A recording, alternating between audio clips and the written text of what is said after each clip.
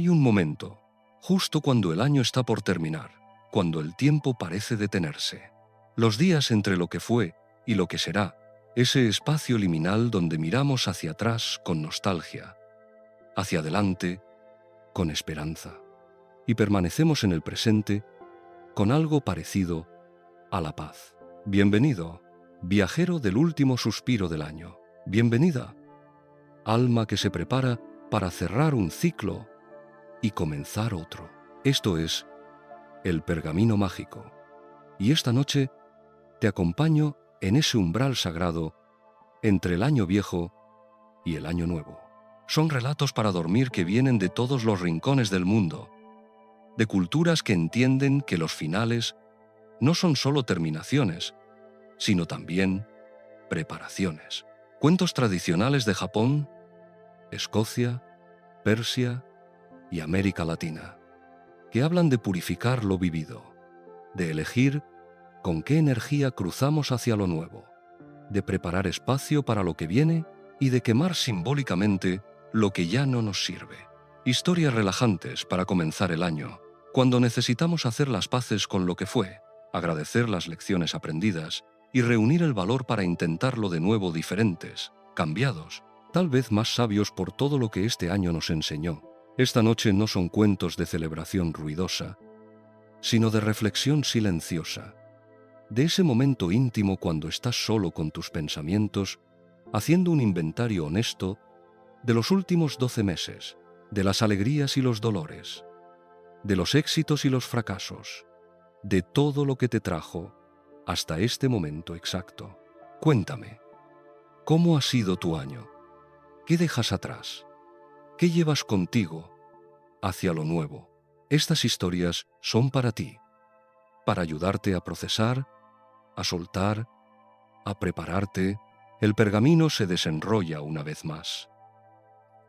El año viejo suspira su último aliento. Las historias de transición te esperan. El monje y las 108 campanadas.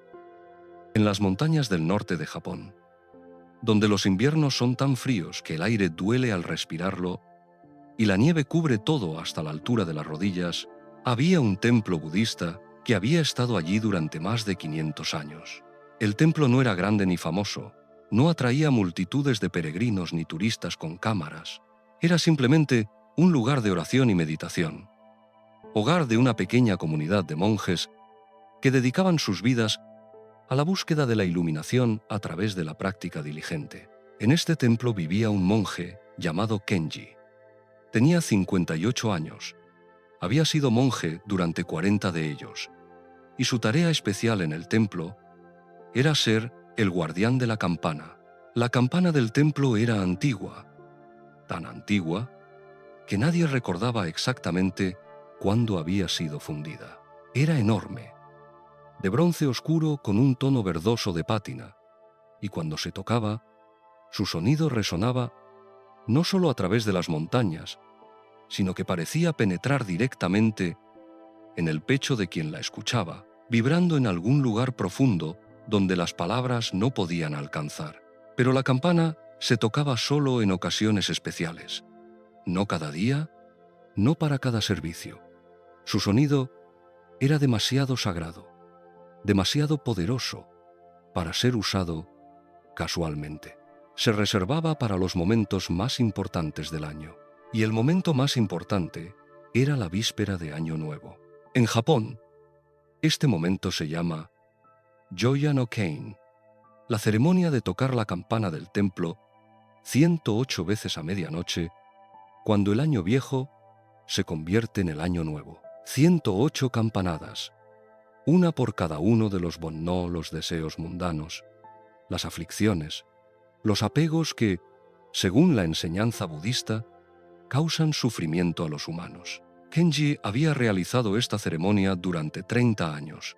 30 veces había permanecido despierto mientras el año viejo moría, había tomado el mazo de madera y había golpeado la campana 108 veces, cada campanada enviando su vibración profunda hacia la noche helada, cada sonido destinado a purificar no solo a los monjes, sino a todos los que lo escucharan, limpiando las aflicciones del año que terminaba. Pero este año era diferente. Este año, por primera vez desde que había asumido el deber, Kenji no quería hacerlo. Algo había sucedido 6 meses atrás que había sacudido su fe, su práctica, su certeza de que el camino que había elegido hace 40 años era el correcto. Su hermano había muerto. Su hermano menor, Takeshi, el que había elegido una vida completamente diferente, matrimonio, hijos, un negocio en la ciudad. Habían estado distanciados durante años, no por conflicto, sino simplemente porque sus vidas habían tomado caminos tan diferentes que ya no tenían mucho que decirse. Pero cuando Takeshi enfermó, cuando el cáncer lo consumió en cuestión de meses, había pedido ver a Kenji. Y Kenji, recibiendo permiso del abad, había ido al hospital de la ciudad. Lo que vio lo había perturbado profundamente. Takeshi, que solo tenía 52 años, se veía como un anciano. El tratamiento lo había dejado débil, delgado, apenas reconocible. Pero lo que más perturbó a Kenji no fue la enfermedad física de su hermano, sino algo más. Takeshi estaba aterrorizado de morir. Agarraba la mano de Kenji con fuerza desesperada y susurraba: ¿A dónde voy? ¿Qué viene después? Hermano, tú has estudiado esto toda tu vida. Dime, ¿hay algo después de esto? ¿O simplemente terminamos? Y Kenji, que había memorizado sutras sobre la naturaleza del ser y el no ser, que había meditado durante miles de horas sobre la impermanencia, que había enseñado a otros sobre aceptar la muerte como parte natural del ciclo, no había tenido respuesta. Al menos, ninguna respuesta que consolara a su hermano aterrorizado. Había recitado las enseñanzas, por supuesto. Había hablado sobre la reencarnación, sobre cómo la muerte es solo una transición, sobre cómo el apego al yo es la fuente del sufrimiento. Pero las palabras sonaban huecas incluso a sus propios oídos. Eran solo palabras, conceptos abstractos que no tocaban el terror real en los ojos de Takeshi. Takeshi había muerto 3 días después, y Kenji había regresado al templo sintiéndose como un fraude. 40 años de práctica, y cuando más se necesitaba, no había podido ofrecer verdadero consuelo a su propio hermano. Desde entonces, había estado atravesando los movimientos de su vida monástica, levantándose al amanecer, meditando, trabajando, estudiando, pero su corazón no estaba en ello. Se sentía vacío. Sus oraciones automáticas, su práctica mecánica. Y ahora se acercaba la víspera de Año Nuevo, y se suponía que debía tocar las 108 campanadas que purificaban las aflicciones. Pero, ¿cómo podría hacerlo cuando sus propias aflicciones, su duda, su sensación de haber fallado a su hermano, su cuestionamiento de todo en lo que había basado su vida, se sentían más pesadas que nunca? 2 días antes de Año Nuevo, Kenji fue a ver al abad. El abad era un hombre viejo, 83 años, que había sido monje desde que era niño. Sus ojos eran amables, pero también penetrantes, como si pudiera ver a través de todas las máscaras que la gente usaba. «Abad», dijo Kenji, haciendo una reverencia profunda, «vengo a pedirle que asigne la ceremonia de Hoya no Ken a otro monje este año. No me siento digno de realizarla». El abad lo miró durante largo rato en silencio. Luego dijo: «Siéntate, cuéntame por qué». Y Kenji, que había mantenido todo esto dentro durante 6 meses, finalmente dejó salir todo. Habló sobre Takeshi, sobre su terror, sobre cómo las enseñanzas que Kenji había estudiado durante décadas no habían podido ofrecer consuelo real. Habló sobre su duda, sobre sentirse como un impostor, sobre cómo podría purificar las aflicciones de otros cuando las suyas propias eran tan pesadas. El abad escuchó todo sin interrumpir. Cuando Kenji terminó, el anciano asintió lentamente. «¿Sabes por qué tocamos la campana 108 veces?» preguntó. «Por los 108 bon no. respondió Kenji automáticamente. Las 108 aflicciones, sí. Pero ¿sabes por qué es ese número exactamente? ¿Por qué no 100 o 200? Kenji vaciló. Había aprendido esto hace mucho tiempo, pero nunca había pensado profundamente en ello. Hay varias explicaciones. Algunos dicen que representa los 6 sentidos, multiplicados por 3 tipos de sensación, multiplicados por 2 tipos de tiempo. Las interpretaciones varían. Las interpretaciones varían, repitió el abad con una sonrisa pequeña. Exactamente. Porque, Kenji, el número no es lo que importa. Lo que importa es el acto mismo de tocar la campana. ¿Sabes cuál es la aflicción más grande de todas? Kenji negó con la cabeza. Es la ilusión de que debemos tener todas las respuestas. Es la creencia de que la iluminación significa nunca dudar, nunca cuestionar, nunca sentir. Tu hermano te preguntó algo imposible, certeza absoluta sobre lo que viene después de la muerte, y te sientes mal porque no pudiste dársela. Pero Kenji, nadie puede dar esa certeza. Ni siquiera el Buda lo hizo. Cuando le preguntaron sobre la muerte, a menudo guardaba silencio, porque algunas preguntas no tienen respuestas que puedan ser dichas, solo experiencias que deben ser vividas. Entonces, ¿para qué sirve todo esto? La voz de Kenji estaba cargada de frustración. 40 años de estudio y práctica. ¿Para qué? ¿Solo para admitir que no sé nada? No, dijo el abad suavemente. Para aprender que no saber está bien, que la duda no es el enemigo de la fe, sino su compañera, que puedes ofrecer tu presencia, tu amor, tu mano sosteniéndose, incluso cuando no tienes respuestas. Y eso es suficiente, más que suficiente. Pero no se sintió suficiente.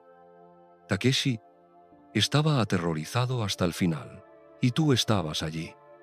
No lo dejaste morir solo. No lo abandonaste porque su miedo te incomodaba. Te sentaste con él en su terror. Kenji, eso es compasión. Eso es práctica. No es dar respuestas perfectas. Es simplemente estar presente. El abad se levantó con dificultad, sus viejos huesos quejándose. Tocarás la campana en la víspera de Año Nuevo, como siempre lo has hecho. Pero esta vez, no lo hagas por los demás. Hazlo por ti mismo. Hazlo por Takeshi. Cada campanada deja ir algo. Deja ir la ilusión de que debiste tener respuestas. Deja ir la culpa de no poder quitarle su miedo. Deja ir la creencia de que 40 años de práctica deberían haberte hecho perfecto. Cada campanada, suelta y ve qué queda cuando hayas terminado. Kenji pasó los siguientes 2 días en contemplación silenciosa. No meditaba de la manera formal en que lo había hecho durante décadas. Simplemente se sentaba, permitiendo que sus pensamientos y sentimientos surgieran sin tratar de controlarlos o suprimirlos. Pensó en Takeshi. Recordó su infancia, juntos 2 hermanos jugando en el río, atrapando insectos, riendo sobre nada. Recordó el día en que le dijo a Takeshi que iba a convertirse en monje, y la confusión en el rostro de su hermano. Recordó años de reuniones familiares incómodas donde no tenían nada que decirse, y recordó esos últimos 3 días en el hospital, sosteniendo la mano de Takeshi, siendo testigo de su muerte. Y se dio cuenta de algo. Había estado tan enfocado en su fracaso en dar respuestas que había perdido de vista lo que sí había hecho. Había estado allí. Cuando Takeshi lo llamó, había venido, había sostenido su mano. Había permanecido durante las últimas horas cuando muchos habrían huido de tal confrontación cruda con la mortalidad. Tal vez el abad tenía razón. Tal vez eso era suficiente. Llegó la víspera de Año Nuevo. El día había sido tranquilo, nevando ligeramente toda la mañana.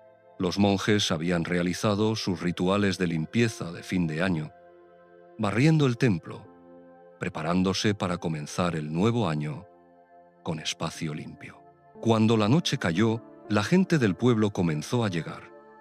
Era tradición, familias venían a los templos en la víspera de Año Nuevo para escuchar las 108 campanadas. Traían a sus hijos, incluso los muy pequeños que se dormirían antes de medianoche. Traían té caliente en termos y pequeñas ofrendas para el templo. Se reunieron en el patio, sus respiraciones visibles en el aire helado, sus rostros iluminados por las linternas de papel que colgaban de los árboles. Había tal vez 100 personas, quizás más, rostros que Kenji había visto año tras año. Algunas de las mismas familias habían estado viniendo durante las 3 décadas que él había tocado la campana. A medianoche, Kenji salió. Llevaba su túnica ceremonial más formal, y en sus manos sostenía el mazo de madera grande que se usaba para golpear la campana. Hizo una reverencia profunda al Buda en el salón principal. Luego se dirigió a donde colgaba la campana. La campana era tan grande que Kenji se veía pequeño junto a ella. Respiró profundamente, sintiendo el peso del mazo, sintiendo los ojos de todos sobre él. Y entonces comenzó. La primera campanada resonó en la noche como trueno. El sonido era tan profundo, tan rico, que sentías que atravesaba tu cuerpo, haciendo vibrar tus huesos, tocando algo primordial que vivía en tu centro. Kenji cerró los ojos. Por la ilusión de control, susurró. Solo para sí mismo. Dejo ir. Segunda campanada. Por la creencia de que debo tener todas las respuestas. Dejo ir. Tercera campanada. Por la culpa de no poder salvar a mi hermano. Dejo ir. Con cada campanada, Kenji nombraba algo, a veces en voz alta, a veces solo en su mente. Algunas eran grandes cosas, arrepentimientos de años atrás, oportunidades perdidas, palabras nunca dichas. Otras eran pequeñas.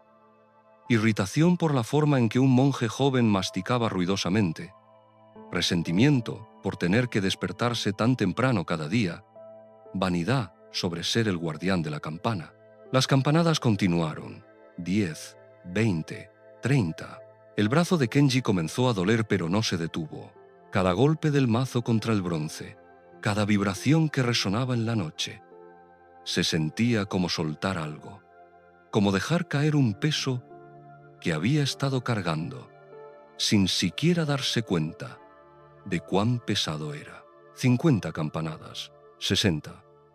La multitud estaba en silencio, cada persona perdida en sus propios pensamientos, sus propias aflicciones siendo purificadas por el sonido. 70, 80. El dolor en el brazo de Kenji era intenso ahora, pero lo aceptaba. Era parte de la práctica.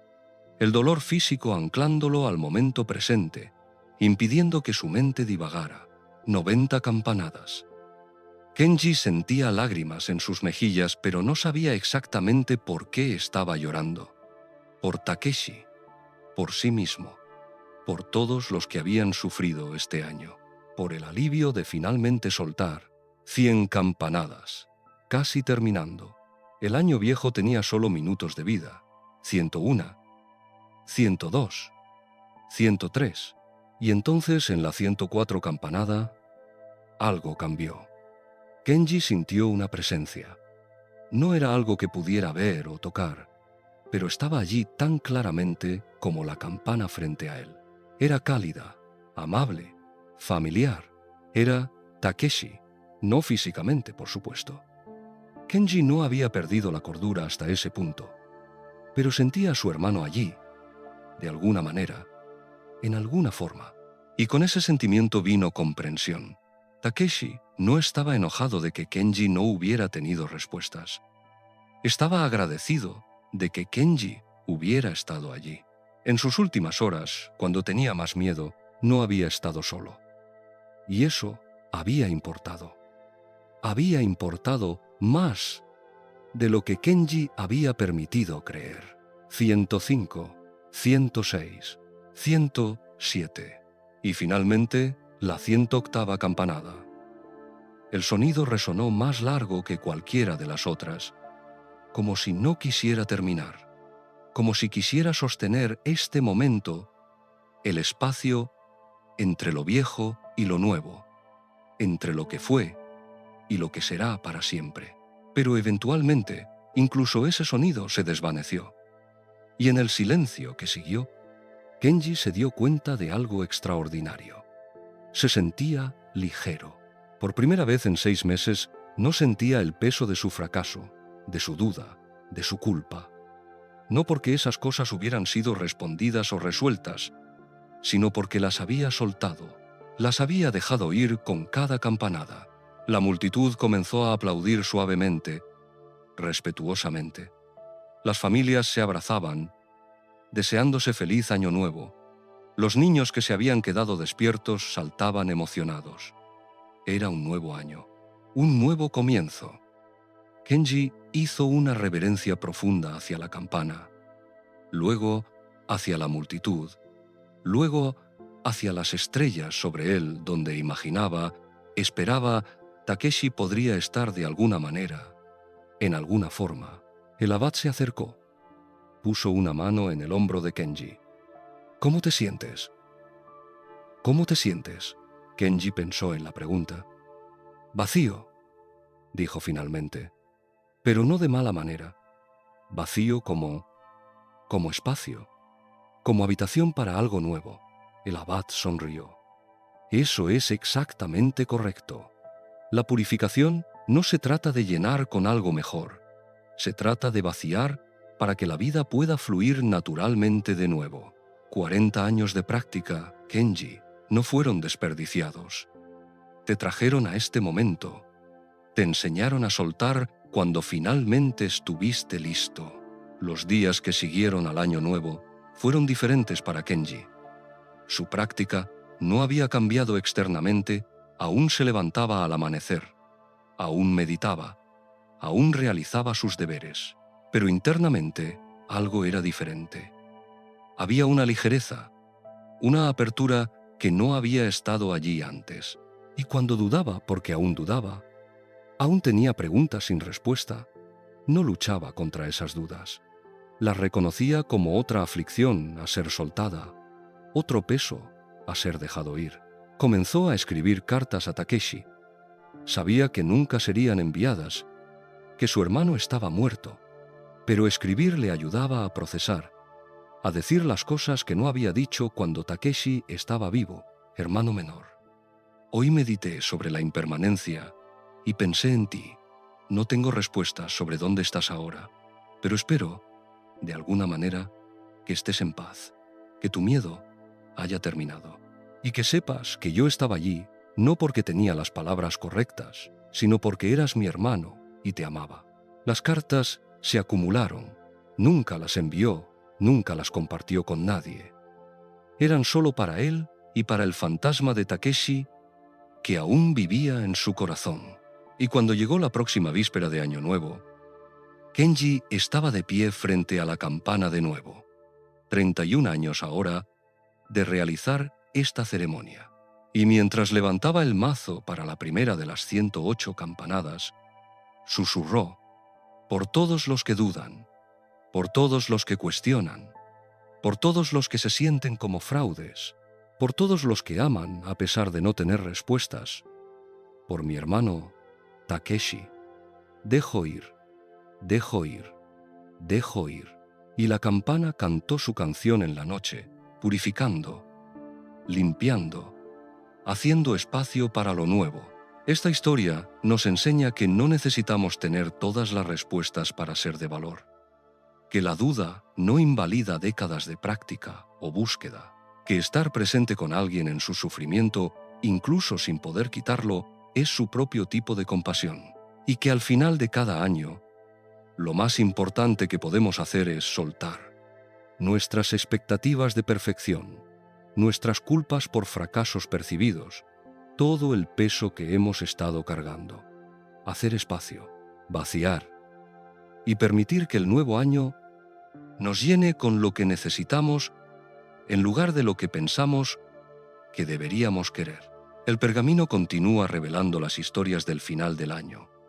Y ahora viajamos al norte, a Escocia, donde la primera persona que cruza tu umbral después de medianoche determina la fortuna de todo tu año. El primer pie.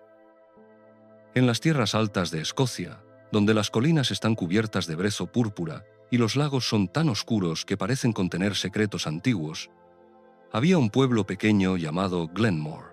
No era más que un puñado de casas de piedra agrupadas alrededor de una calle principal con un pub, una tienda y una iglesia que había estado allí desde antes de que nadie pudiera recordar. La gente de Glenmore era como la gente de las tierras altas había sido durante siglos.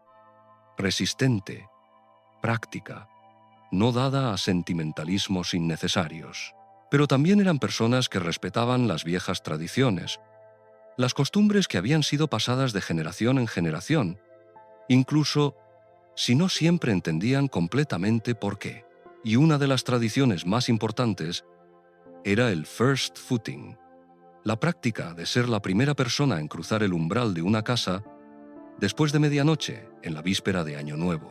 Según la tradición, el first footer, el primer pie, debía ser un hombre alto y de cabello oscuro, trayendo regalos específicos: carbón para el fuego, sal, whisky y pan negro.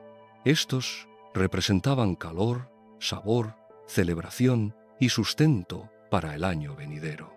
Si el first footer era la persona correcta, trayendo las cosas correctas, traería buena fortuna a la casa durante todo el año. Si era la persona equivocada, especialmente una mujer, o alguien rubio, o alguien que llegaba con las manos vacías, podía traer mala suerte. Era superstición, por supuesto. La gente moderna de Glenmore lo sabía, pero la tradición persistía de todas formas, porque en las tierras altas escocesas, donde la vida podía ser dura y los inviernos largos, la gente se aferraba a cualquier cosa que pudiera traer un poco de buena fortuna. En Glenmore vivía un hombre llamado Malcolm Fraser. Tenía 45 años, alto como un roble, con cabello negro que apenas comenzaba a mostrar hilos de plata en las sienes. Era viudo. Su esposa, Jean, había muerto 3 años atrás de cáncer y vivía solo en una cabaña en las afueras del pueblo. Malcolm era conocido en el pueblo, pero no particularmente amado. No era que fuera cruel o desagradable, sino simplemente distante. Desde la muerte de Jean, se había vuelto aún más retraído, más solitario. Hacía su trabajo, era carpintero, y un buen carpintero. Y la gente contrataba sus servicios, pero más allá de eso, mantenía a todos a distancia. No iba al pub los viernes como los otros hombres. No asistía a los servicios de la iglesia los domingos. No participaba en las reuniones del pueblo. Simplemente trabajaba, regresaba a su cabaña vacía y existía en una especie de animación suspendida, ni feliz ni infeliz, simplemente allí. La víspera de este año nuevo, Malcolm estaba en su cabaña como siempre. Había declinado las invitaciones, y había habido algunas, porque incluso la gente que no lo conocía bien reconocía que nadie debería estar solo en la víspera de Año Nuevo. Pero Malcolm había dicho que no a todas.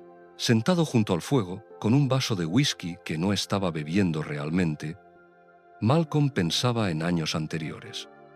Antes de que Jean muriera, la víspera de Año Nuevo había sido especial. No hacían nada elaborado solo los dos, a veces algunos amigos cercanos, sentados junto al fuego, esperando la medianoche, y siempre, sin falta, su vecino Angus MacLeod, un hombre alto de cabello negro como la tradición requería, sería su first footer, llegando justo después de medianoche con carbón, sal, whisky y pan. Era tonto, solían reírse. Superstición antigua. Pero Jean había insistido en mantener la tradición, y Malcolm la había complacido porque la amaba. Después de su muerte, Malcolm había dejado de preocuparse por tales cosas. ¿Qué importaba quién cruzaba su umbral primero? ¿Qué diferencia hacía? El año sería difícil sin importar qué, como habían sido los últimos 3 años. La buena fortuna no era algo que pudiera ser traído por un ritual, era solo suerte. Y la suerte de Malcolm se había agotado el día que Jan murió. Así que esta noche se sentaba solo, escuchando el viento aullar fuera de su cabaña, esperando que medianoche pasara para poder ir a dormir y tener otro año idéntico al anterior comenzado. Pero afuera, en el pueblo, estaba sucediendo algo inusual. En el pub, el único pub de Glenmore, llamado simplemente The Highland, la gente se había reunido como siempre lo hacían en la víspera de Año Nuevo. El pub estaba lleno, cálido, con el calor de los cuerpos, y el fuego ruidoso con conversación y risa. Whisky fluía libremente. La gente contaba historias, cantaba canciones viejas, celebraba el final de un año y el comienzo de otro. Y en algún momento, cerca de las 11, una joven llamada Fiona, apenas 23 años, con cabello rojo brillante como fuego y pecas por toda su cara, dijo algo que hizo que la conversación se detuviera. Alguien debería ser first footer para el viejo Malcolm esta noche. Hubo un momento de silencio incómodo. Luego, uno de los hombres mayores, Donald, dijo lo que todos estaban pensando. Malcolm dejó claro que quiere estar solo, muchacha. No podemos forzarlo a recibir compañía. No estoy hablando de forzar nada, respondió Fiona. Solo estoy diciendo que nadie debería estar solo en la víspera de Año Nuevo, especialmente alguien que ha tenido el tipo de años que Malcolm ha tenido. El hombre quiere que lo dejen en paz, insistió Donald. Tenemos que respetar eso. ¿Respetar qué? La voz de Fiona se elevó un poco, apasionada. ¿Respetar que se ha encerrado en su dolor durante 3 años? ¿Respetar que está desperdiciando su vida porque la persona que amaba se fue? Mi madre murió cuando yo tenía 12 años. Sé algo sobre pérdida. Y sé que a veces la gente necesita ser sacada de su propia oscuridad, incluso si no creen que la quieren. El dueño del pub, un hombre grande llamado Hamish, se unió a la conversación. Incluso si quisiéramos, Fiona, no puedes ser first footer. Eres mujer y pelirroja además. Según la tradición, eso traería mala suerte. La tradición es superstición tonta, respondió Fiona con una sonrisa irónica. Todos lo saben. Tal vez, dijo Hamish, pero también es tradición. Y algunas tradiciones se mantienen no porque creamos que son literalmente verdad, sino porque nos conectan con nuestro pasado, con nuestra gente. Si vas a ser first footer de Malcolm, al menos hazlo correctamente. Se quedaron en silencio, todos considerando esto. Luego, Angus MacLeod, el mismo Angus que había sido first footer de Malcolm y Jean durante años, habló. Era un hombre mayor ahora, 72, con cabello que había pasado de negro a blanco. Iré, dijo. He sido su first footer antes. Sé qué llevar, sé qué decir. Con respeto, Angus, dijo Fiona gentilmente. Tu cabello es blanco ahora. Según la tradición, eso también trae mala suerte. Angus se rió. Un sonido áspero pero cálido. Muchacha, tienes razón. La tradición es superstición. Pero también tienes razón en que nadie debería estar solo esta noche. Así que esto es lo que haremos. Iremos todos. No como first footers en el sentido tradicional, sino simplemente como vecinos, como gente que se preocupa por uno de los suyos.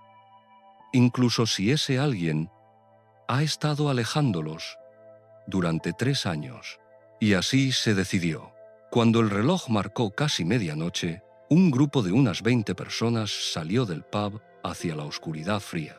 Llevaban los regalos tradicionales, carbón, sal, whisky, pan, distribuidos entre varios de ellos.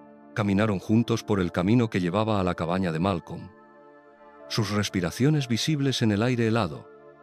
sus pasos crujiendo en la nieve ligera que había caído durante la tarde. Malcolm, sentado junto a su fuego, escuchó el reloj en su pared marcar medianoche. Otro año terminado, otro comenzado. No se sentía diferente, no se sentía renovado o esperanzado, solo se sentía cansado. Y entonces escuchó algo que lo hizo levantar la cabeza. Voces, muchas voces, cantando. Se levantó, confundido, y fue a la ventana. Afuera, iluminado por las linternas que llevaban, estaba la mitad del pueblo. Cantaban Auld Lang Syne, la canción tradicional de Año Nuevo sobre viejas amistades que no deberían ser olvidadas. Malcolm se quedó congelado, sin saber qué hacer. No había invitado a nadie. No quería compañía, pero aquí estaban, en su puerta, cantando para él. La canción terminó. Hubo un momento de silencio. Y entonces, alguien tocó su puerta. Un golpe fuerte, decisivo. Malcolm vaciló. Podía simplemente no abrir. Podía quedarse adentro, fingir que no estaba en casa, esperar a que se fueran. Pero algo, tal vez curiosidad, tal vez soledad más profunda de lo que había admitido, tal vez solo costumbre de cortesía escocesa, lo hizo cruzar la habitación y abrir la puerta. Allí estaba Fiona, al frente del grupo, sosteniendo un pedazo de carbón en sus manos. Detrás de ella estaba Angus, sosteniendo el whisky. Detrás de él estaban otros, sosteniendo sal y pan. Y detrás de todos ellos estaban los vecinos de Malcolm, algunos que conocía bien, otros que apenas conocía en absoluto, todos mirándolo con expresiones que eran parte esperanza, parte preocupación. Malcolm Fraser, dijo Fiona, su voz fuerte y clara en el aire frío. Soy tu first footer. Sé que no soy lo que la tradición dicta. Soy mujer. Soy pelirroja. Y probablemente traigo mala suerte. Pero traigo carbón para tu fuego, para que este año nunca sientas frío. Traigo sal para tu mesa, para que este año nunca carezcas de sabor. Traigo whisky para tu copa, para que este año nunca carezcas de celebración. Y traigo pan para tu hogar, para que este año nunca carezcas de sustento. Malcolm no podía hablar. Su garganta estaba apretada con emoción que no había permitido sentir en 3 años. Pero más importante, continuó Fiona, dando un paso más cerca. Traigo esto. Traigo el recordatorio de que no estás solo, que este pueblo no te ha olvidado, que nos importas, aunque hayas estado alejándonos. Y que sea cual sea la fortuna que este año traiga, no tienes que enfrentarla solo, a menos que elijas hacerlo. Las lágrimas estaban corriendo por el rostro de Malcolm ahora, congelándose en sus mejillas en el aire helado. Yo no merezco esto, logró decir finalmente. No se trata de merecer, dijo Angus desde detrás de Fiona. Se trata de comunidad. Se trata de cuidarnos unos a otros. Jean habría querido esto para ti, Malcolm. Lo sabes. Al escuchar el nombre de Jean, dicho en voz alta, algo que nadie había hecho en su presencia en años, algo en Malcolm finalmente se quebró. Todas las paredes que había construido, todo el aislamiento que había mantenido, todo se desmoronó, se dobló, sollozando, y Fiona dio un paso adelante y lo sostuvo mientras lloraba como no había llorado desde el funeral de Jean. Y luego otros se acercaron a Angus poniendo una mano en su hombro. Hamish abrazándolo torpemente, las mujeres del pueblo tocando su brazo, su espalda, ofreciendo consuelo silencioso. Cuando Malcolm finalmente pudo componerse, los miró a todos. Entren, dijo, su voz áspera pero sincera. Por favor, entren todos. No tengo mucho que ofrecer, pero tenemos todo lo que necesitamos, dijo Hamish, levantando una bolsa que llevaba. Trajimos comida, más whisky, suficiente para todos. Y así, en los primeros minutos del nuevo año, la pequeña cabaña de Malcolm se llenó de vida por primera vez en 3 años. La gente se apretujó adentro. algunos de pie porque no había suficientes asientos, pero a nadie le importaba. Rieron, hablaron, comieron, bebieron, y Malcolm, parado en el centro de todo, miraba asombrado. Había pasado 3 años convenciéndose de que estaba mejor solo, que no necesitaba a nadie, que su vida había terminado efectivamente cuando Jan murió.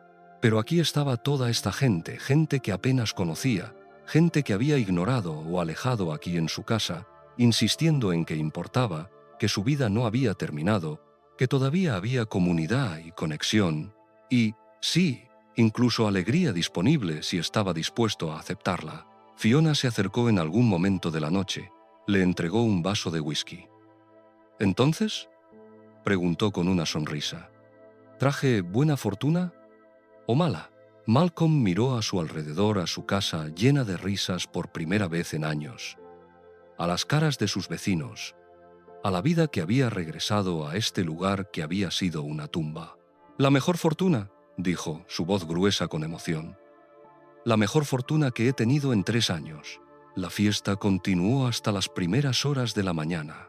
Cuando finalmente la gente comenzó a irse, cada uno se despidió de Malcolm con promesas de visitarlo de nuevo, invitaciones a cenar, sugerencias de que se uniera a ellos en el pub alguna vez. Y Malcolm, parado en su puerta observándolos irse, se dio cuenta de algo. Había pasado 3 años esperando que su vida mejorara, esperando que el dolor disminuyera, esperando sentirse vivo de nuevo. Pero había estado esperando que sucediera por sí solo, sin esfuerzo de su parte. Esta noche le había mostrado que no funciona así, que la vida no regresa a ti. Tienes que regresar a ella. Tienes que abrir la puerta cuando la gente toca. Tienes que aceptar la ayuda cuando se ofrece. Tienes que elegir activamente, elegir vivir de nuevo. Incluso cuando cada instinto te dice que te quedes encerrado en tu dolor. Los días que siguieron al Año Nuevo fueron diferentes para Malcolm. Comenzó pequeño, fue al pub un viernes, algo que no había hecho en 3 años. Era incómodo al principio, no sabía cómo hablar con la gente después de tanto tiempo de aislamiento, pero los encontró acogedores, pacientes, felices de tenerlo de vuelta. Comenzó a asistir a la iglesia de nuevo los domingos. Comenzó a decir sí a invitaciones a cenar. Comenzó, lentamente, a tejer de nuevo en la comunidad que había abandonado.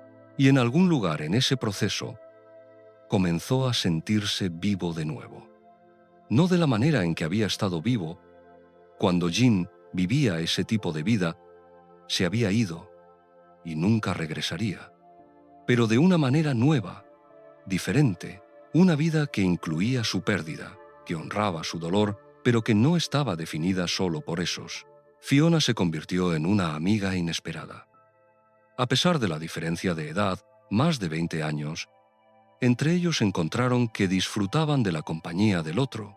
Ella era directa donde él era reservado, extrovertida donde él era introvertido.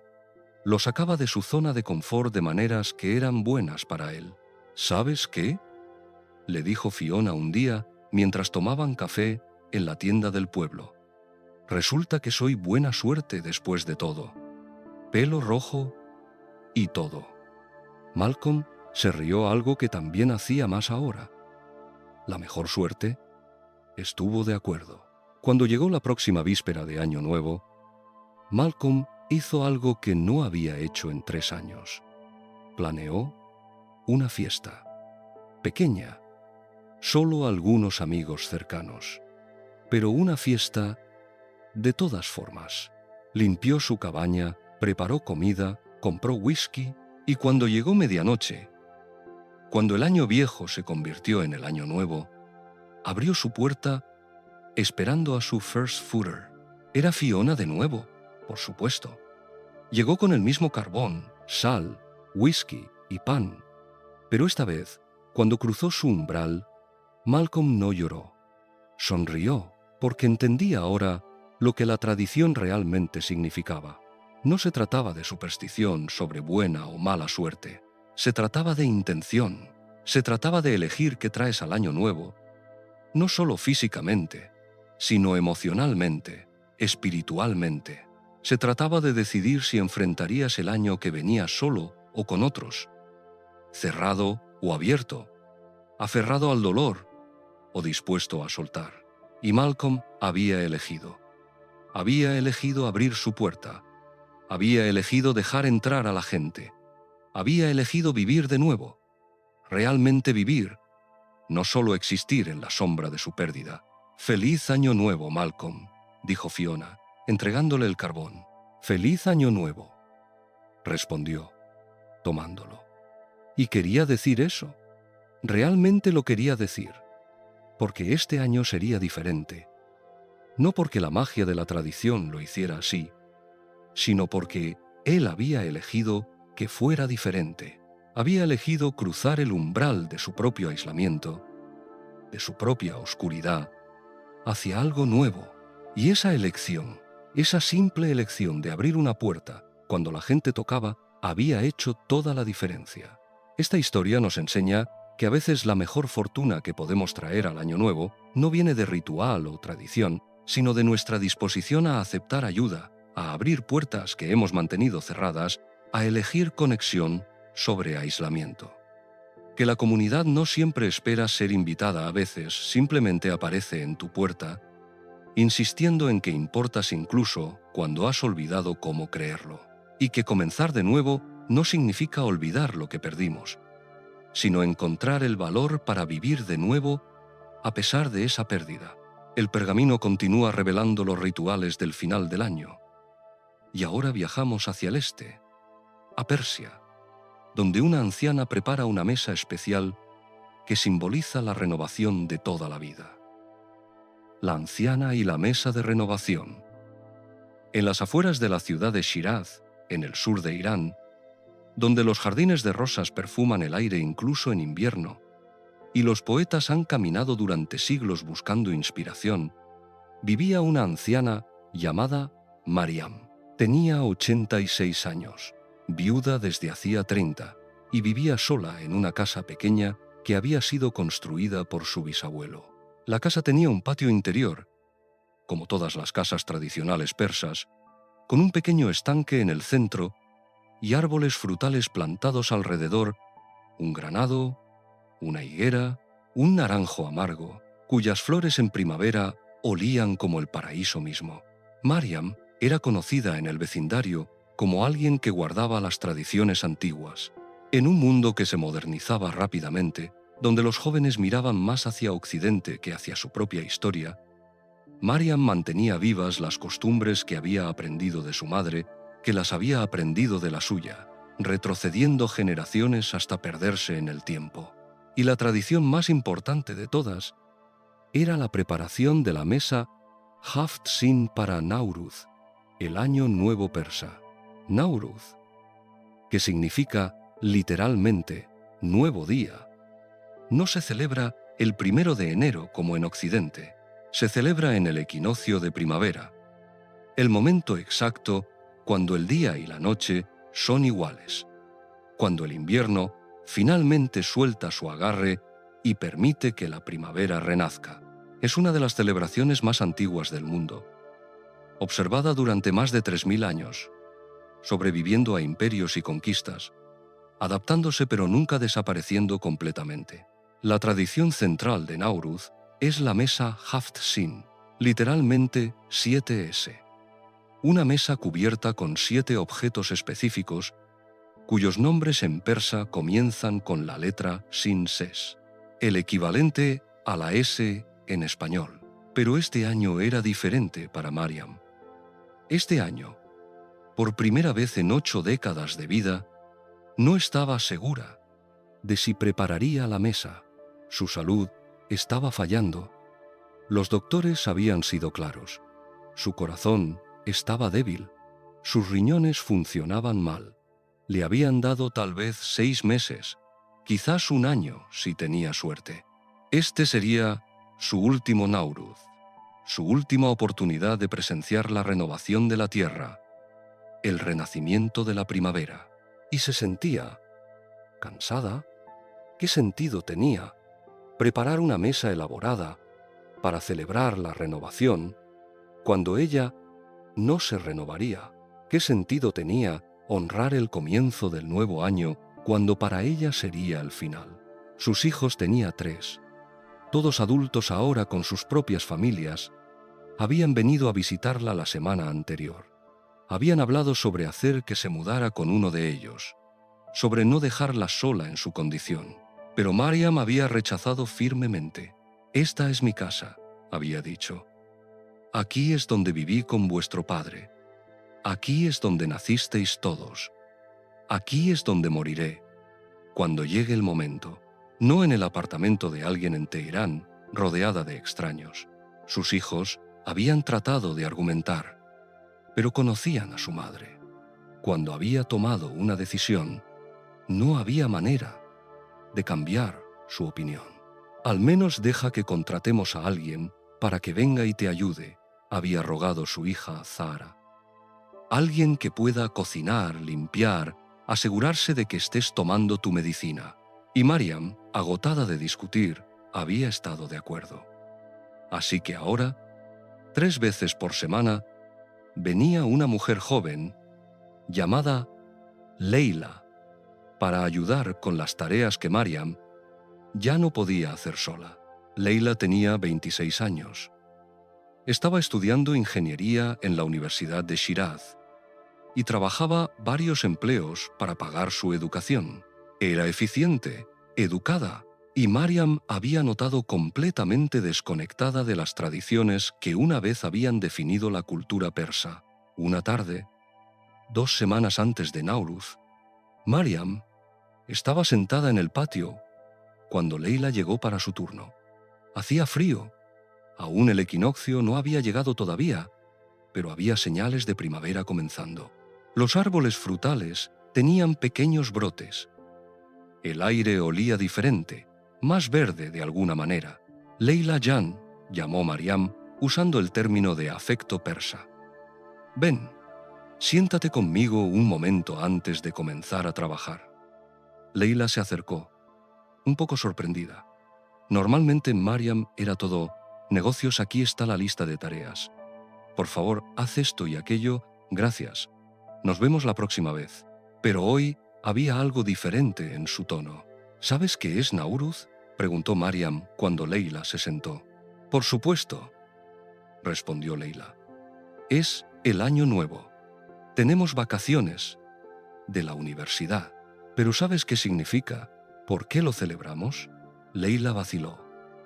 «Es tradición, supongo. Algo sobre el equinoccio de primavera». Mariam asintió lentamente, sin sorpresa.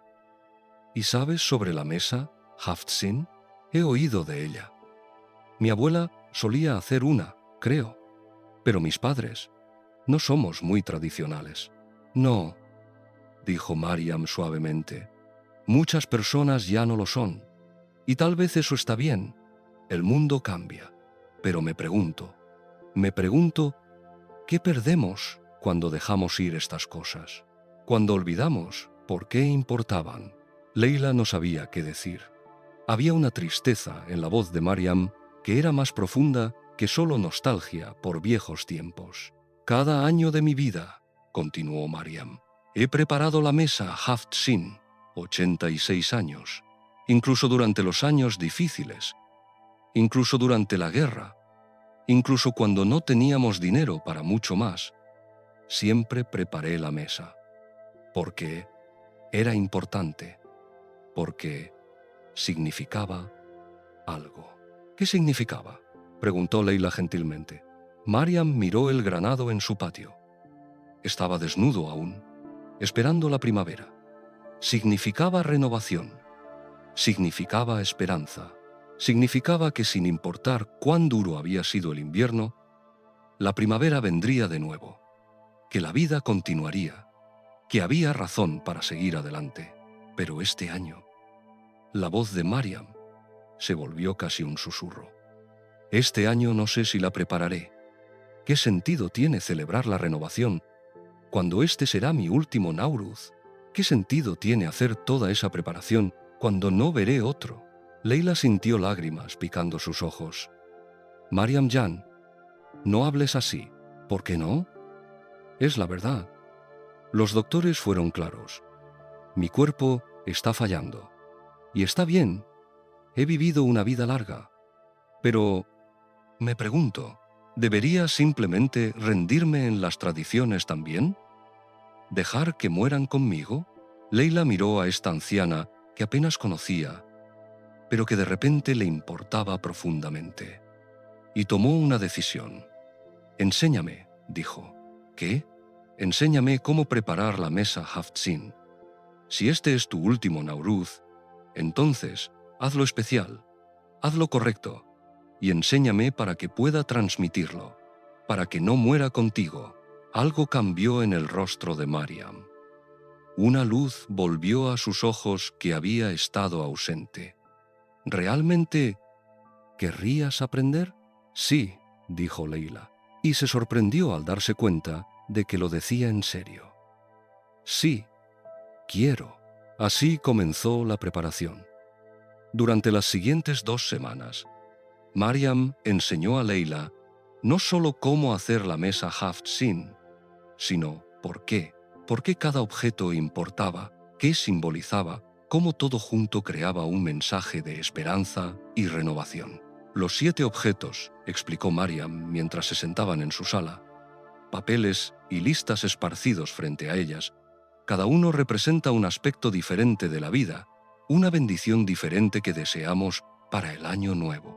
Primero, sabdé, brotes de trigo o lentejas que crecen en un plato. Representa renacimiento, el crecimiento de nueva vida de la tierra dormida. Debes plantarlos 2 semanas antes de Nowruz para que hayan crecido lo suficiente para el equinoccio. Leila y Mariam plantaron lentejas en un plato plano, regándolas cuidadosamente cada día. Y Mariam se encontró levantándose cada mañana, emocionada de ver cuánto habían crecido durante la noche, pequeños brotes verdes empujando hacia arriba con determinación incansable. Segundo, Samanu, un pudín dulce hecho de trigo germinado. Representa abundancia y la dulzura de la vida. Toma horas hacer. Debe ser removido constantemente sobre fuego bajo. Es trabajo, pero el resultado vale la pena. Pasaron una tarde entera haciendo el samanu, Leila removiendo mientras Mariam supervisaba, compartiendo historias de hacer esto con su propia madre, con sus hijas cuando eran pequeñas. El olor llenó la casa, rico y dulce. Tercero, Senjet, la fruta seca del árbol del olivo ruso, representa amor. El árbol es resistente, sobrevive en condiciones duras, como el amor debería ser resistente, capaz de soportar dificultades. Mariam tenía un tazón de Senjet que había guardado del año anterior. Lo sostuvo en sus manos, recordando: «Tu abuelo me dio estos el año que nos casamos», dijo. «Me dijo que nuestro amor sería como este árbol capaz de crecer incluso en el suelo más duro». Y tenía razón. 43 años juntos y algunos de esos años fueron muy duros. Pero el amor perduró. Cuarto, Seher Ajo. Representa medicina y salud.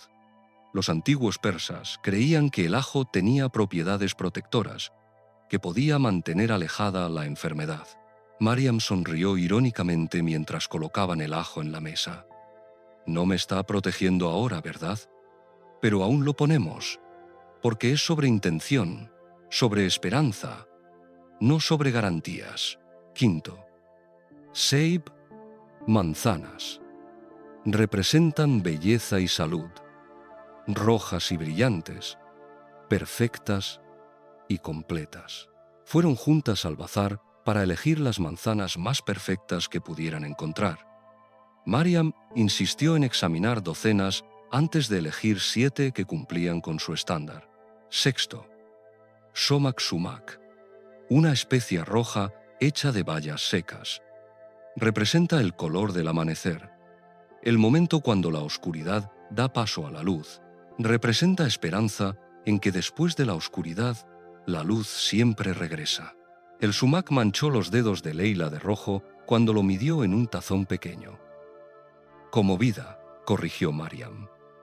La vida siempre es roja, siempre vibrante, incluso cuando parece que estamos en la mayor oscuridad.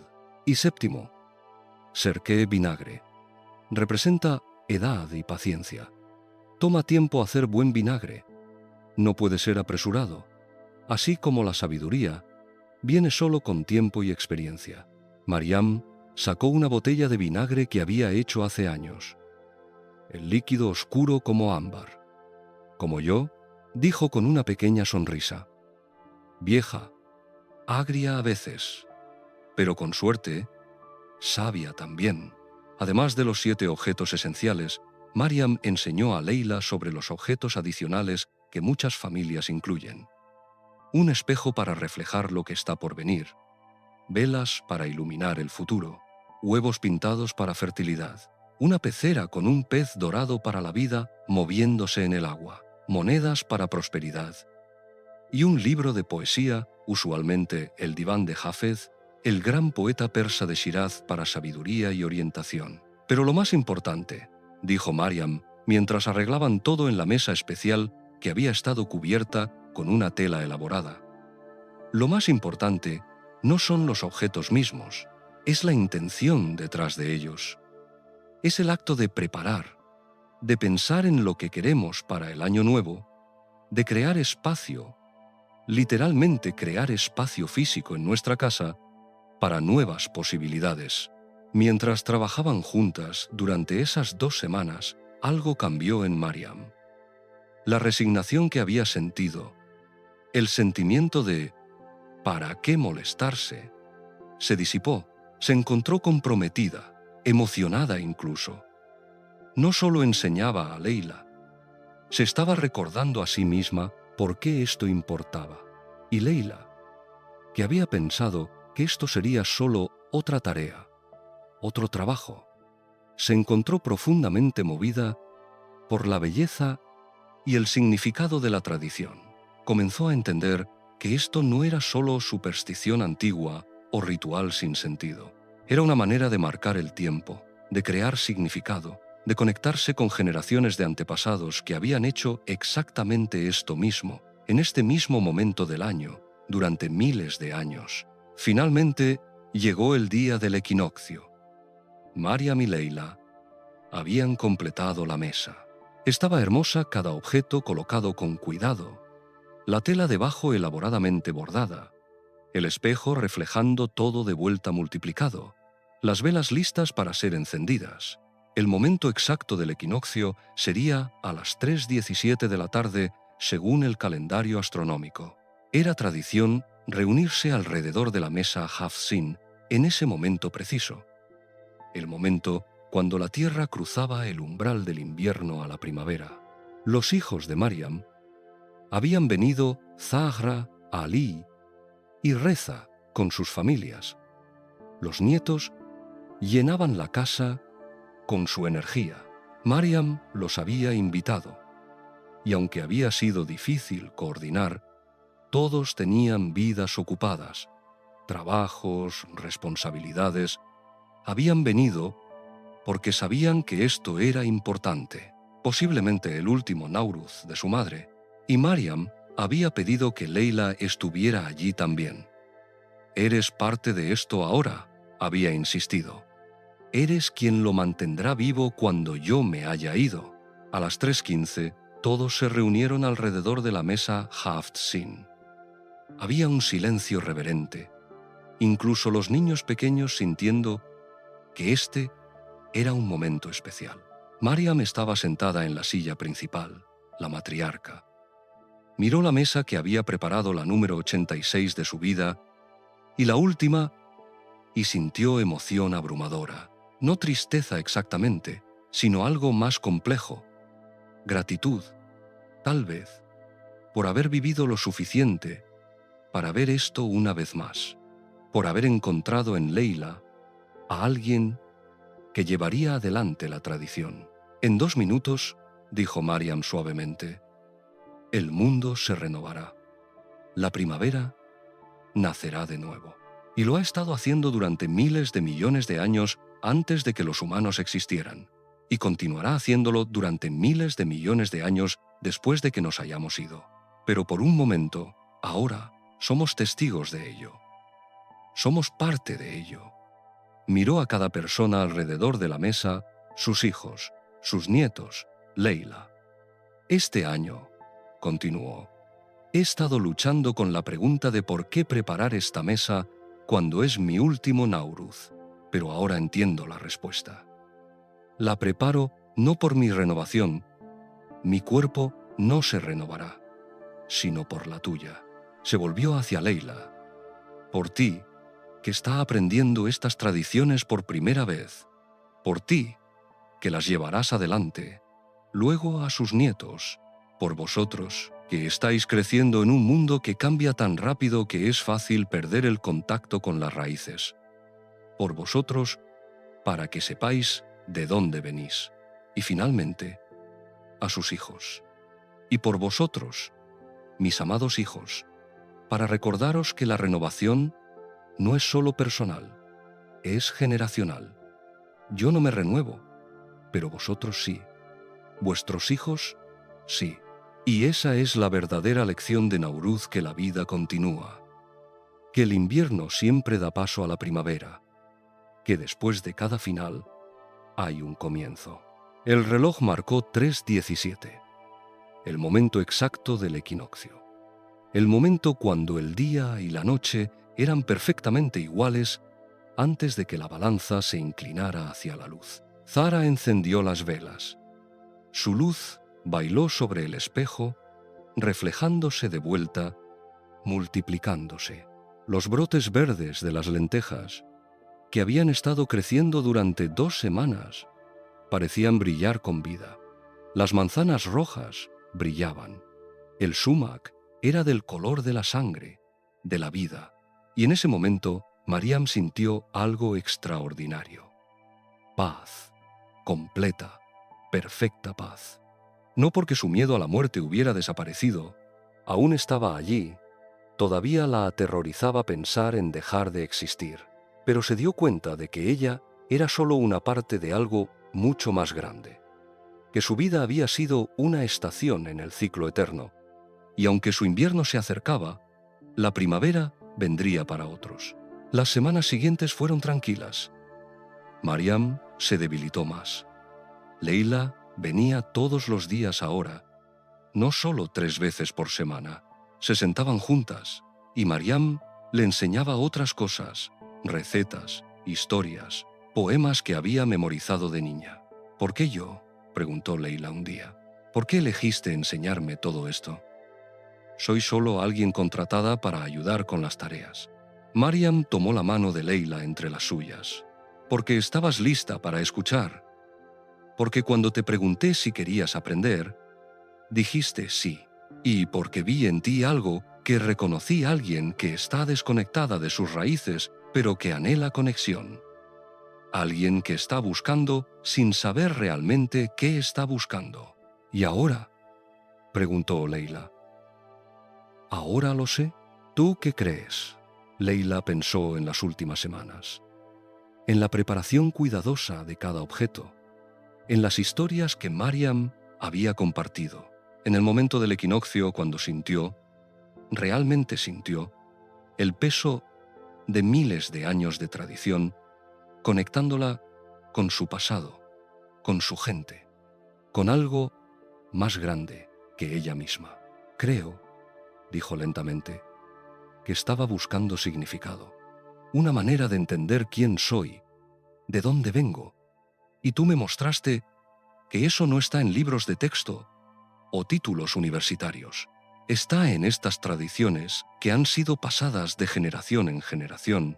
Está en conocer las historias, en mantener vivas las costumbres, en ser parte de algo que es más grande y más antiguo que cualquier vida individual.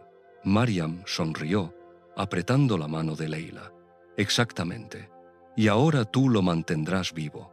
Cuando yo me haya ido, cuando tu generación y la siguiente olviden, tú recordarás, tú enseñarás, y la renovación continuará. Mariam murió 6 semanas después de Nauruz, pacíficamente en su sueño. Sus hijos organizaron un funeral tradicional y después, cuando estaban limpiando su casa, encontraron algo. En su habitación, en su escritorio, había una carta dirigida a Leila.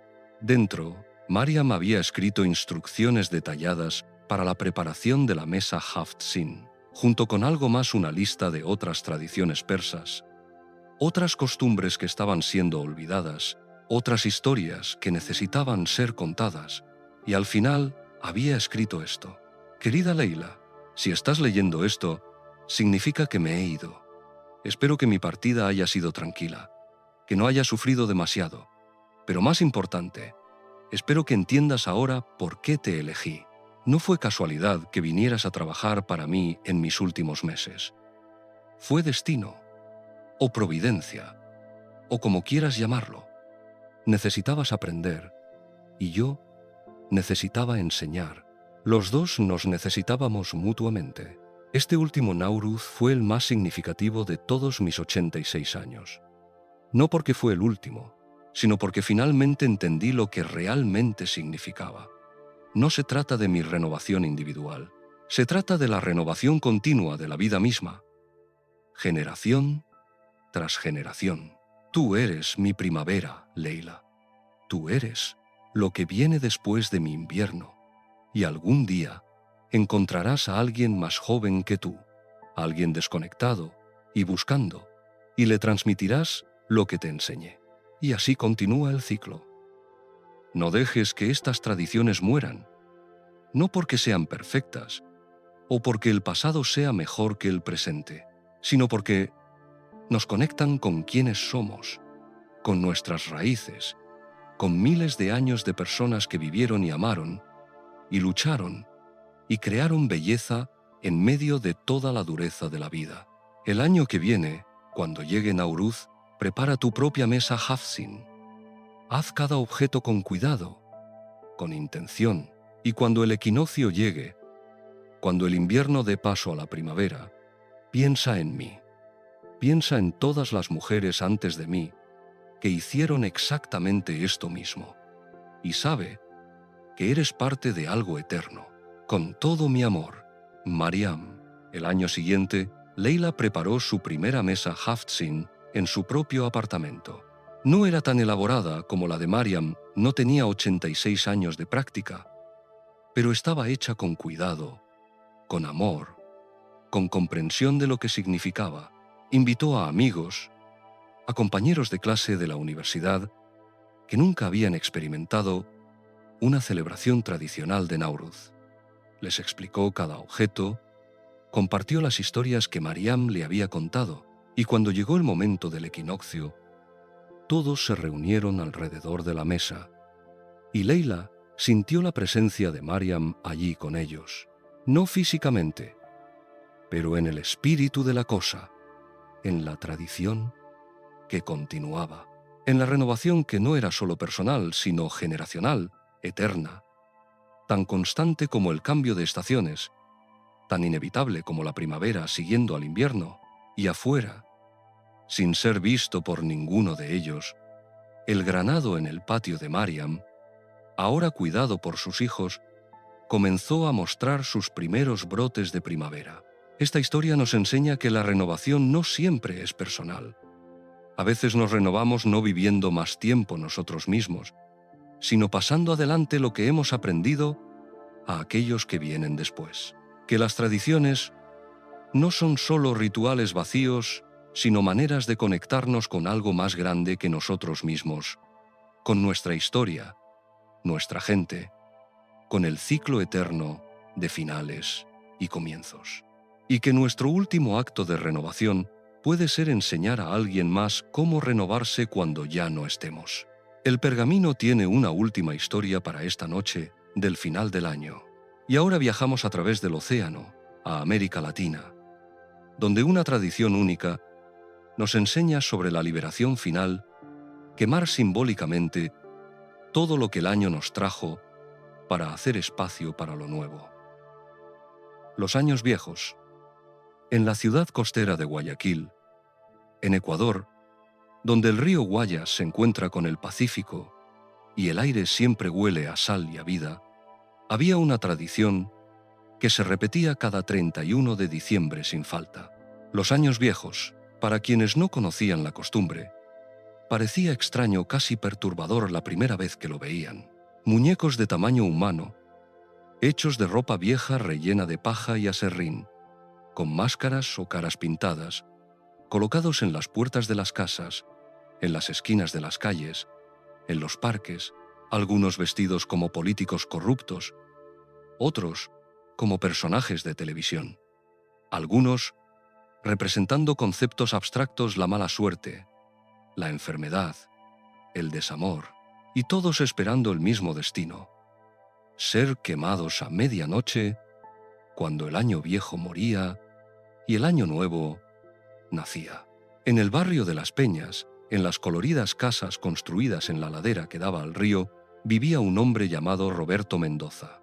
Tenía 52 años, era mecánico de profesión, y este año había sido el peor de su vida.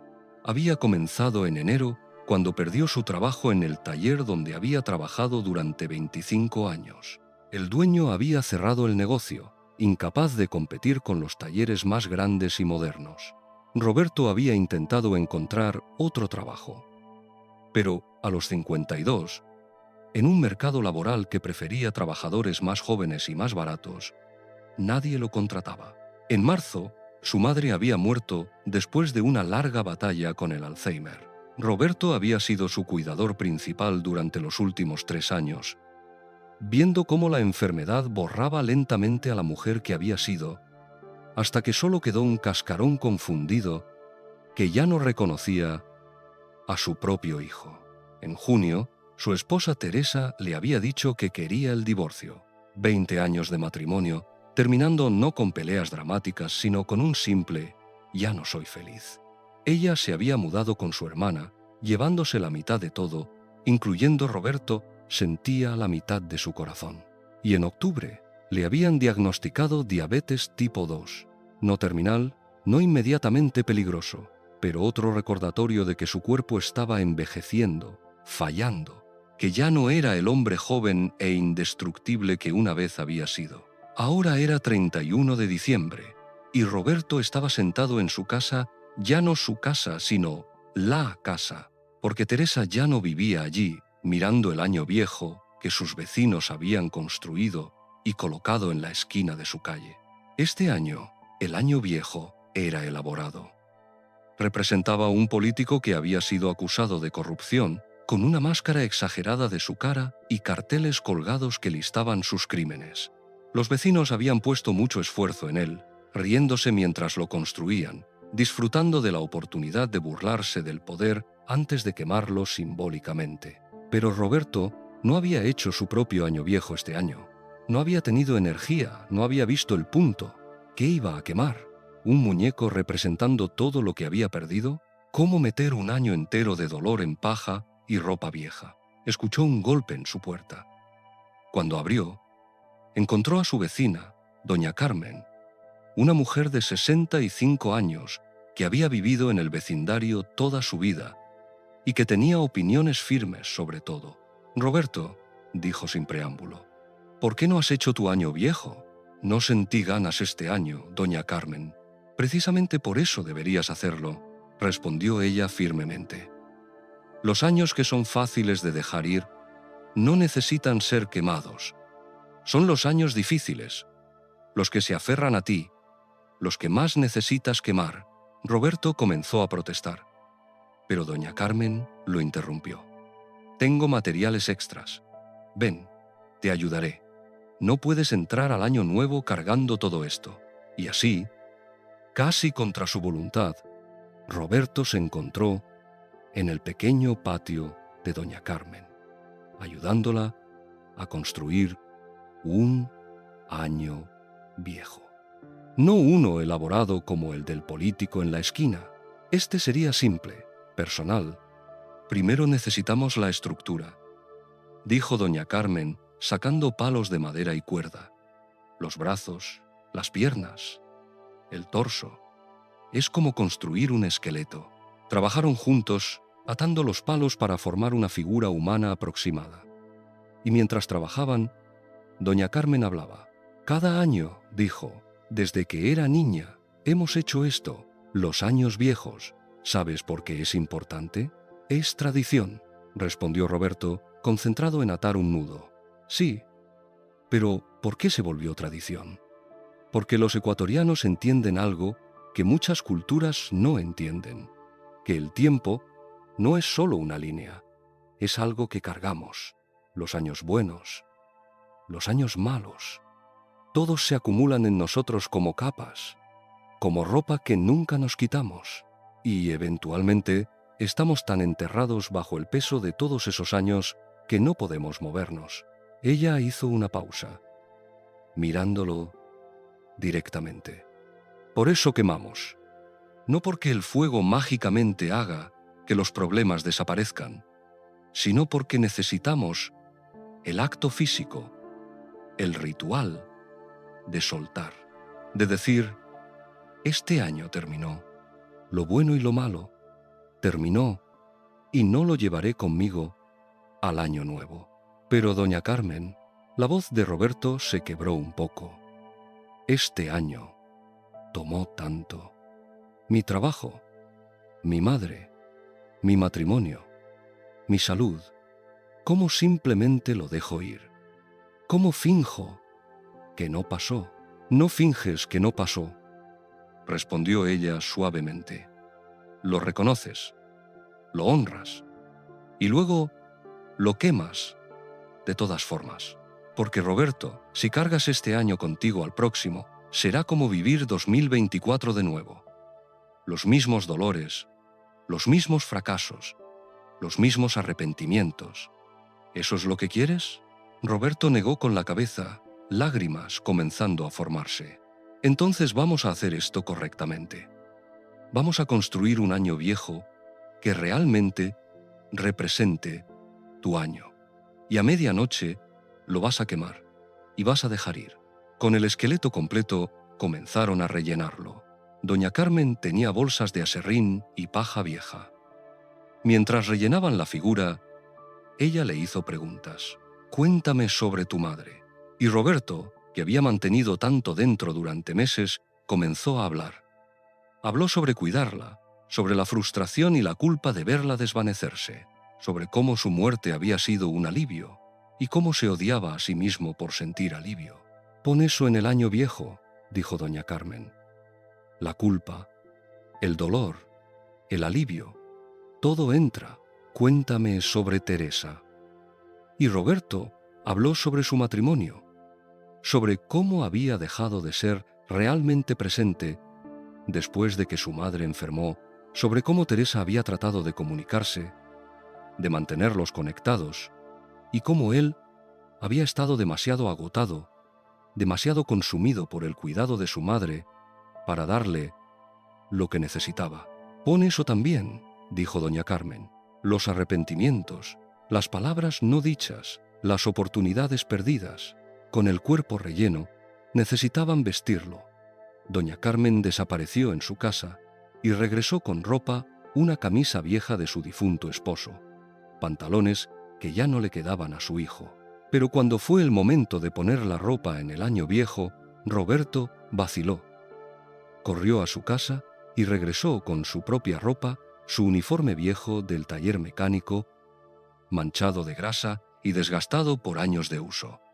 La camisa que había usado en su última cena con Teresa antes de que ella se fuera, una bufanda que su madre le había tejido cuando él tenía 20 años.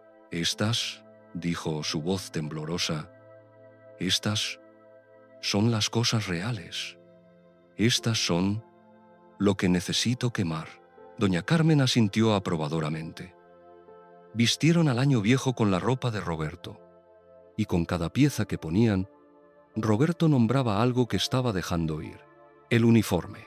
«Dejo ir mi identidad como mecánico. Dejo ir el orgullo herido de perder mi trabajo». La camisa de la cena. «Dejo ir mi matrimonio con Teresa. Dejo ir la fantasía de lo que podríamos haber sido». La bufanda de su madre. «Dejo ir la culpa de no haber podido salvarla». Dejo ir el dolor de verla desaparecer. Finalmente, necesitaban una cabeza. Tradicionalmente, la gente hacía máscaras elaboradas o compraba cabezas prefabricadas. Pero doña Carmen tenía otra idea. «Escribe», dijo, dándole papel y marcador. «Escribe todo lo demás que necesitas dejar ir, cada pequeña cosa, y lo pondremos dentro de la cabeza». Así que Roberto escribió. Páginas y páginas. Escribió sobre su diabetes y su miedo a envejecer, sobre su soledad en la casa vacía, sobre noches sin dormir, reproduciendo conversaciones, preguntándose qué habría pasado si, sobre pequeños arrepentimientos y grandes, sobre cada momento de este año terrible que se había incrustado en él como vidrio.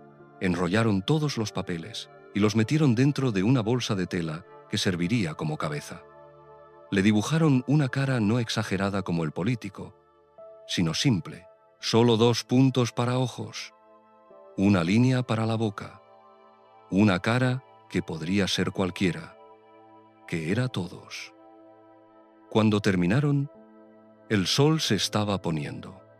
El año viejo de Roberto estaba completo, sentado en una silla en el patio de doña Carmen, esperando su destino. «Ahora», dijo doña Carmen, «lo llevas a tu puerta, lo pones donde todo el vecindario pueda verlo. Porque esto no es algo privado, Roberto. Es público, es comunidad. Todos quemamos juntos, todos soltamos juntos».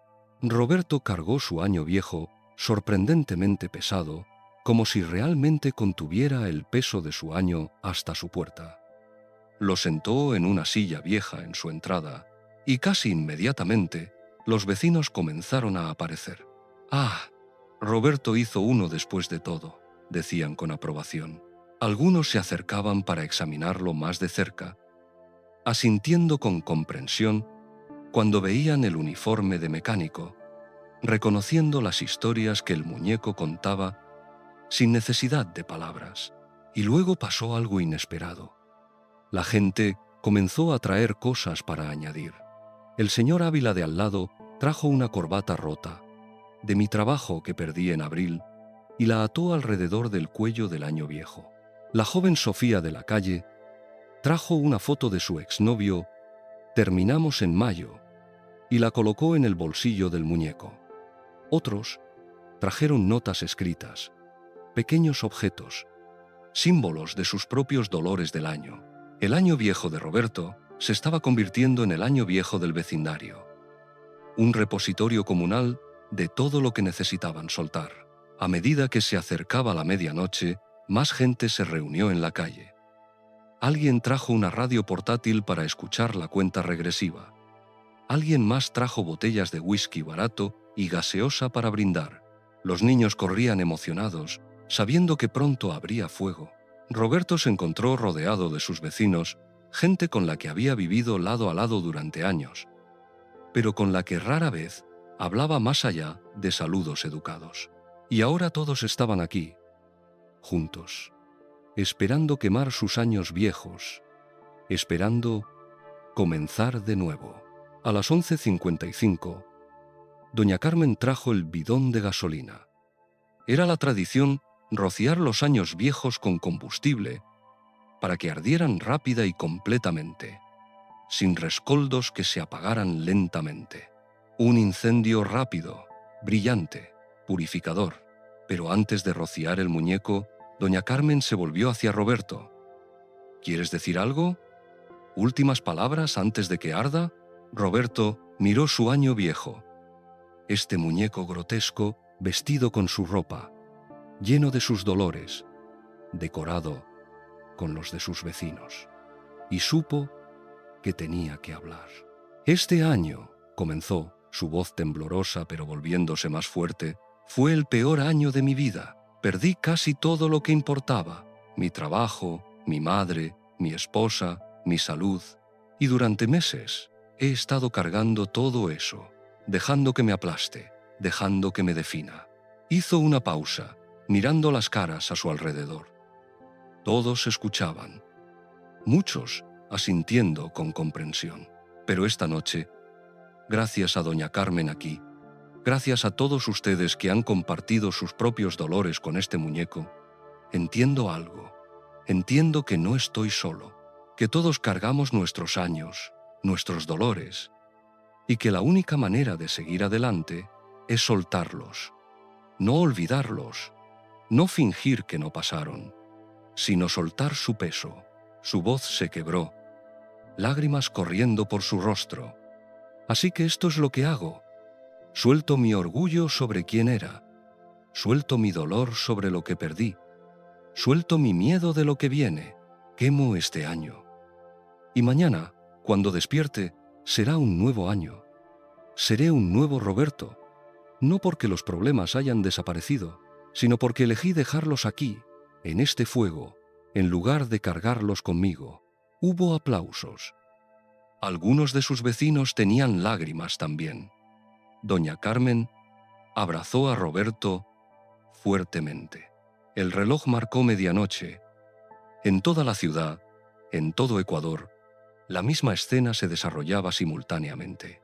Miles de años viejos siendo quemados. Miles de personas soltando, comenzando de nuevo. Doña Carmen roció el año viejo de Roberto con gasolina. El olor era acre, químico, prometiendo destrucción. Roberto sostenía un fósforo, su mano temblando. «Hazlo», dijo doña Carmen gentilmente. «Quémalo. Deja ir». Roberto encendió el fósforo. Por un momento, sostuvo la pequeña llama, mirándola bailar. Luego, con un movimiento decisivo, la lanzó al año viejo. El efecto fue instantáneo. El muñeco se encendió en llamas, el fuego corriendo sobre él como algo vivo, hambriento. El uniforme de mecánico de Roberto ardió. La camisa de su última cena con Teresa ardió. La bufanda de su madre ardió.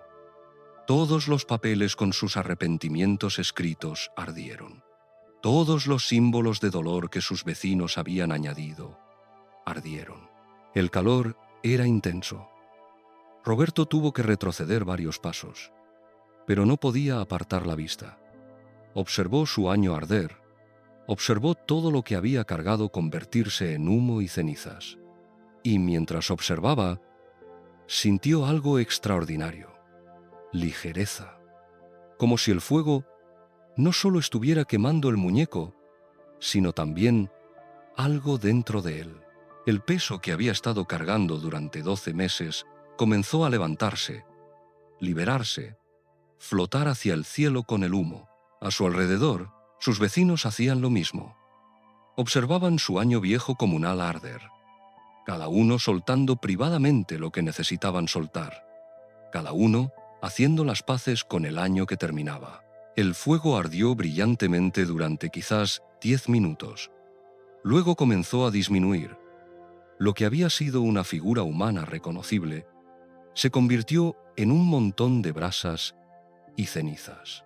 Y finalmente, incluso las brasas se apagaron, dejando solo ceniza gris en la calle. Alguien abrió botellas de whisky. Vasos de plástico fueron pasados. Y cuando todos tenían uno, el viejo señor López, el anciano del vecindario, a los 87, levantó su vaso. «Al nuevo año», dijo, su voz sorprendentemente fuerte. «A nuevos comienzos. A dejar atrás el peso de lo que fue y abrazar la posibilidad de lo que podría ser». «Salud, salud», respondió el vecindario al unísono. Bebieron juntos, brindaron juntos, se abrazaron juntos. Extraños, se volvieron amigos.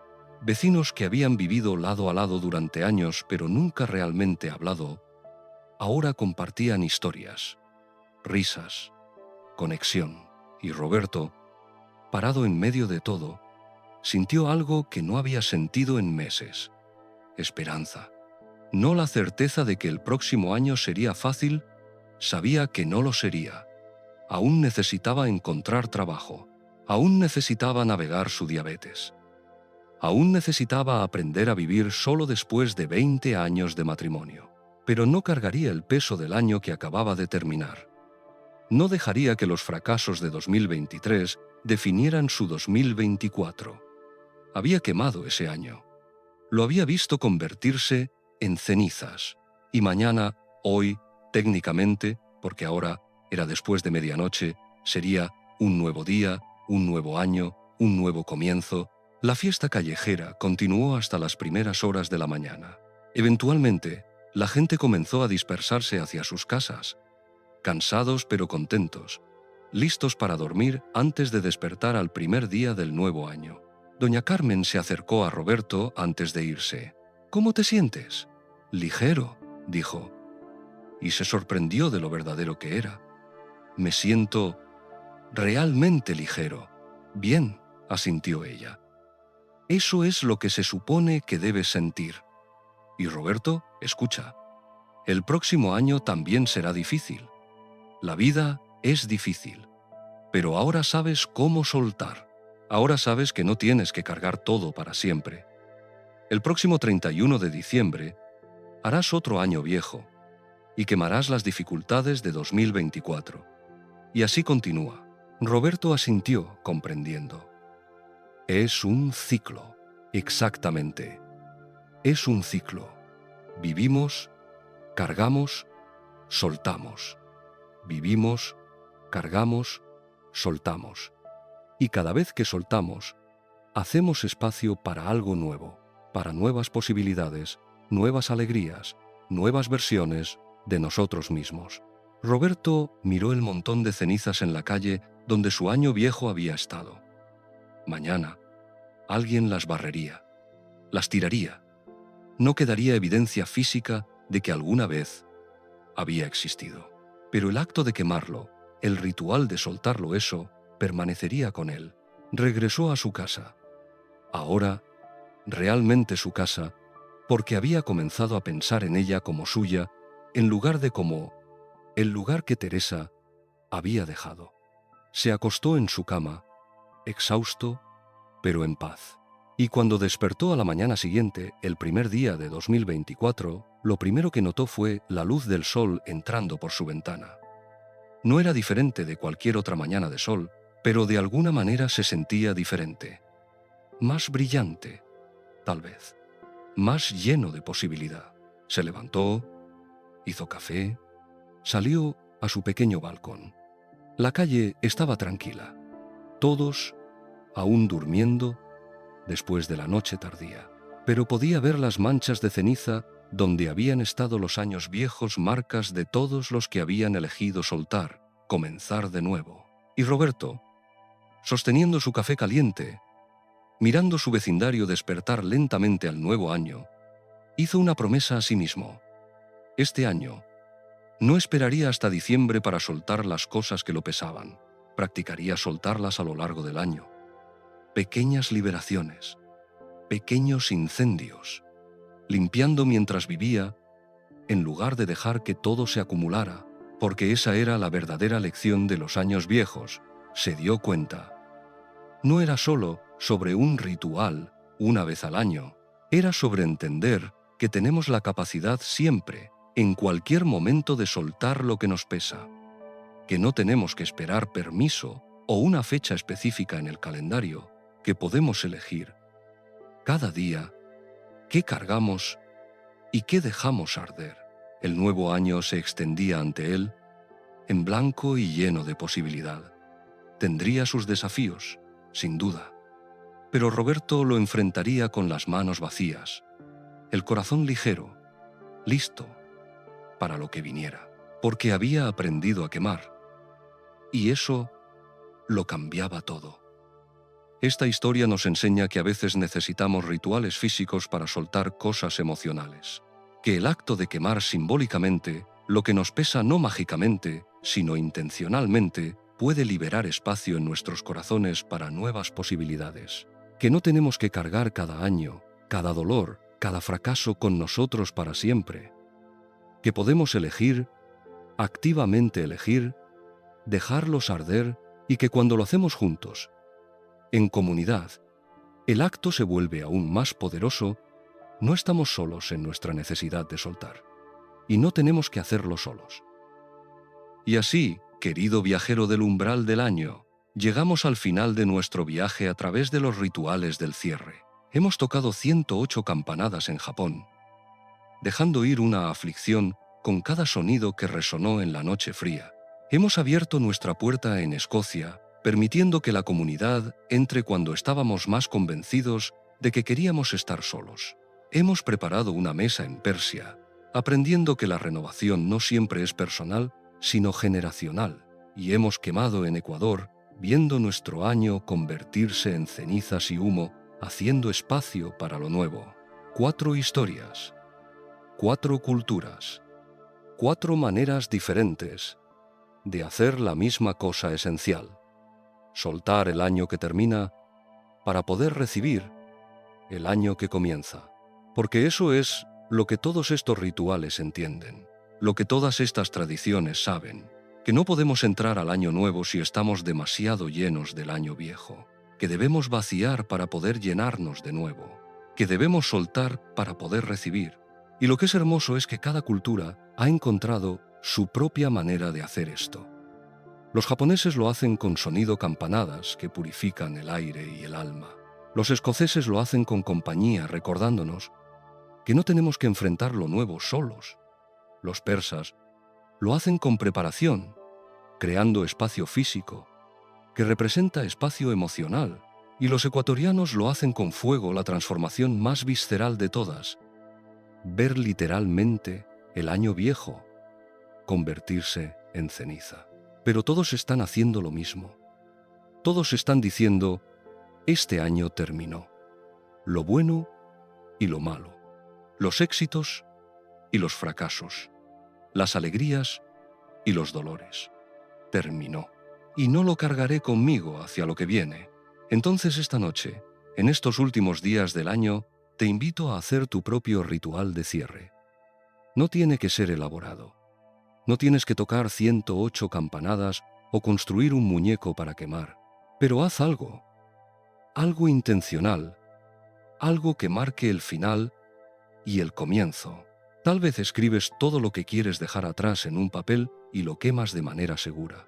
Tal vez te sientas en silencio y nombras mentalmente cada cosa que suelta. Tal vez invitas a amigos y compartes lo que han aprendido este año. Tal vez preparas una comida especial, poniendo intención en cada ingrediente. Tal vez simplemente abres una puerta literal o figurativamente y permites que entre algo nuevo. Lo que importa no es el ritual específico.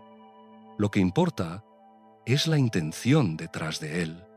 La elección consciente de decir: este año terminó.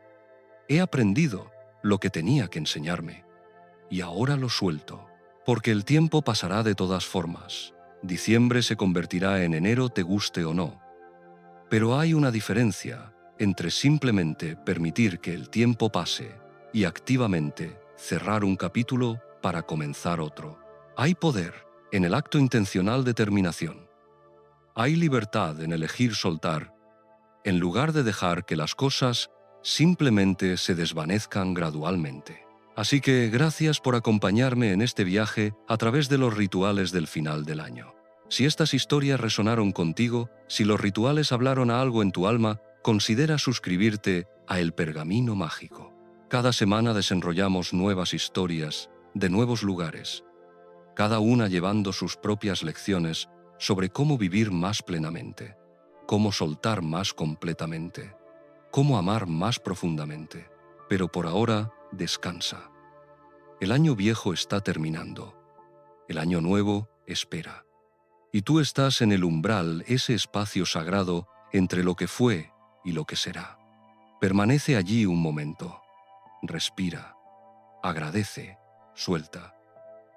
Y cuando estés listo, da un paso hacia adelante, hacia lo nuevo.